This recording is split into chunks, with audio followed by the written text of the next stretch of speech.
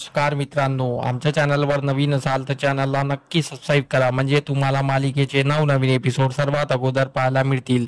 तर अप्पी आमची कलेक्टर या मालिकेमध्ये काय घडलं. रुपाली आपल्या रूम मध्ये असते तर स्वप्नील तिथे येतो. स्वप्नील रुपालीला बोलतो, रुपाली तू जेवली नाहीस, सर्वांचे जेवण झाले पण तू आताही उपाशी आहेस. तर स्वप्नील बोलतो, घरच्या लक्ष्मीने जेवण केलं नाही तर घर दारिद्र्य रेषेखाली येतं, तुला माहित आहे ना, म्हणून जेवून घे. रुपाली बोलते, मला भूक नाही आहे, मला जेवायची इच्छा नाही होत आहे. तर स्वप्नील तिला समजावतो, म्हणतो तू अमोलचा इतका विचार नको करूस, तर तुला तुझ्या प्रेमाची किंमत त्याला समजेल. पण जेव्हा अपर्णा प्रेमाची किंमत जेव्हा करेल तर त्याचा त्रास तुलाच होईल. तू इतकं टेन्शन नको घेऊ. रुपाली बोलते, कसं का नाही टेन्शन घेऊ, अमोल जर माझ्याजवळ नाही राहिला तर कसं होईल. तर स्वप्नील हसतो तिच्यावर, अमोल कुठे जाणार आहे, अमोल इथेच आहे, तू कसलं टेन्शन कशाला घेते. स्वप्नील तिला समजावतो, रुपाली समजून जाते. त्यानंतर इकडे बापू आणि कदम बसले असतात. तर बापू बोलतात कदमांना, आपण ऐश्वर्याचे पार्टनर आहे, आपण नेहमी एकत्रच आहो. पण कदम बोलतात, हो, पण अमोलची तर आता तब्येत बरी आहे तर ते तर बरंच वाटलं, काही अमोलला चांगलं पाहून मलाही खूप छान छान वाटत आहे. पण इकडे अर्जुन आणि अप्पीचं भांडण काही संपत नाही आहे, त्यांना कोण समजावणार. त्यांच्या डोक्यात काहीतरी प्रकाश पडू द्या, त्यांनी स्वतःला एकमेकाला समजून घ्यावं आणि चांगलं प्रेमानं राहावं, हेच माझी इच्छा आहे. पण हे काही होत नाही आहे. तर बापू बोलतात की त्यांना त्यांचं कळायला पाहिजे. आता आपण लहान मुलं कसे असतात की त्यांना काही खटकलंही तर ते थोड्या वेळात विसरून जातात, पण आपण मोठी माणसं दुःख धरून मनात बसतो आणि त्याचाच विचार करत राहतो आणि त्यामुळे आपलं आयुष्य तसंच चालत राहते. आपण एकमेकाचा द्वेष करत राहतो. आपण पण लहान मुलासारखंच विसरून जाव आणि समोर चालाव की नाही, याबद्दल बापू आणि कदम बोलत असतात.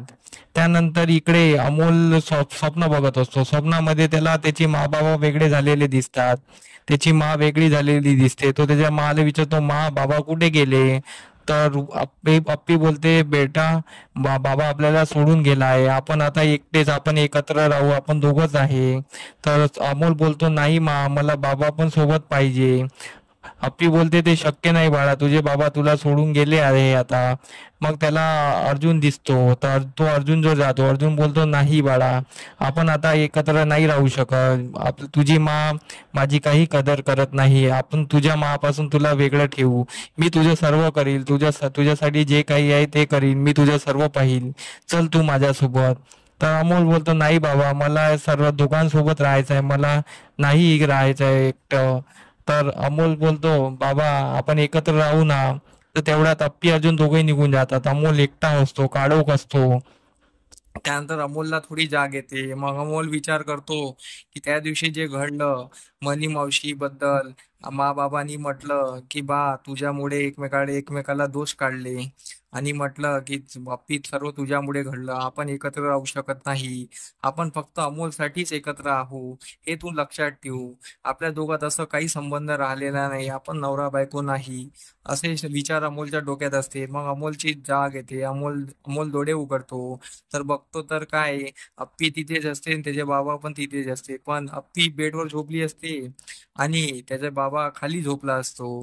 हे बघून अमोलला त्रास होतो की हे दोघं का वेगवेगळे झोपले आहेत. मग अमोल पण त्या दोघांना एकत्र आणायचा विचार करतो.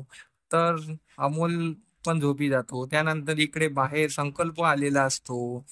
अप्पीच्या घराच्या बाहेर तो अप्पीच्या नेम प्लेट जवळ उभा असतो आणि बोलतो, अप्पी, मी नसताना तू तो खूप वर चढली ग, तुला खूप मोठे पंख फुटले, खूप वर भरारी घेतली, तू चांगली मोठी कलेक्टर झाली.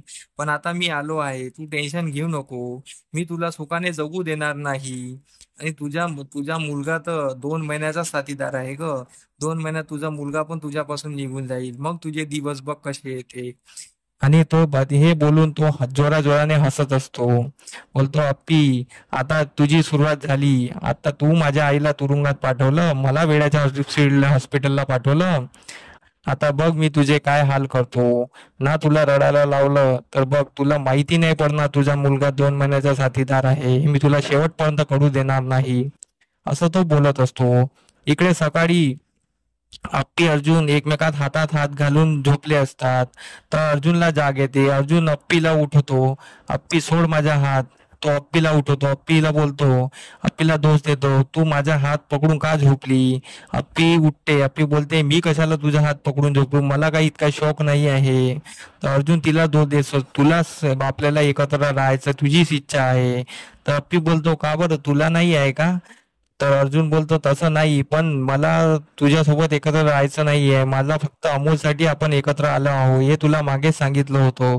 यावरून दोघांचे परत भांडणं होतात. ते एकमेकाचे दोष काढत असतात. तेवढ्यात तिथे अमोल येतो. अमोल बोलतो, मा बाबा. तर अर्जुनला वाटते की अमोलने काही ऐकलं का. तर अर्जुन आणि अप्पी घाबरून जाते. तर ते अमोलला बोलतात. अमोल बोलतो, मा बाबा, तुम्ही वेगवेगळे का झोपले, बाबा तू खाली का झोपला होता. आता अर्जुन बिथरून जातो. अर्जुन बोलतो, नाही रे, मला थोडस पाठीला हे वाटत होतं, मला वरती झोप नव्हती येत म्हणून मी खाली झोपलो होतो. तो टाळाटाळ करतो. अमोल बोलतो, नाही बाबा, मी आता तुला शिक्षा देईल, तू खाली झोपला ना, मी तुला शिक्षा देईल. तर अर्जुन बोलतो, कुठली शिक्षा. तर अमोल बोलतो, बाबा, मी नसलो तरी तू बाबा वरती माझ्यासोबतच झोपायचं, खाली कधी झोपायचं नाही, ही तुझी शिक्षा आहे.